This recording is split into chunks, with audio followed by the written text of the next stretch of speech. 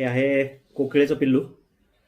आज लोणारमध्ये अतिवृष्टी झाली आहे, त्याच्यामुळं खूप सारे पक्षी जे आहेत ते पावसात पूर्ण भिजल्यामुळे परेशान झालेत. आणि हे आहे छोटंसं पिल्लू जे पूर्ण पाण्याने ओलगच्च झालेलं होतं. तर त्याला ड्रायरच्या साह्याने वाळवून त्याला नॉर्मल करायचा प्रयत्न आहे. पूर्ण गाठून गेलेलं आहे.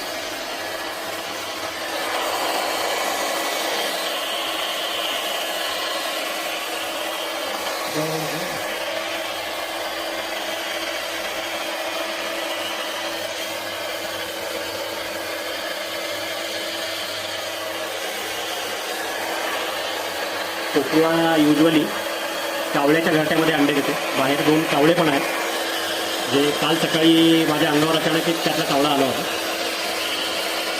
तिथे हे पिल्लू असल्यामुळे कावळा स्वतःचं पिल्लू समजूनच त्याला मोठं करतो. कावळ्याला हे काही कळत नाही की हे कोणत्या पक्षाचं पिल्लू आहे. तो ह्याला प्रॉपरली फीड करत असतो. पूर्ण व्यवस्थित झाल्यानंतर लगेच त्याला बाहेर सोडून देऊ. माझ्या घराच्या बाहेरच ॲक्च्युली हे सापडलं होतं. तर बघा.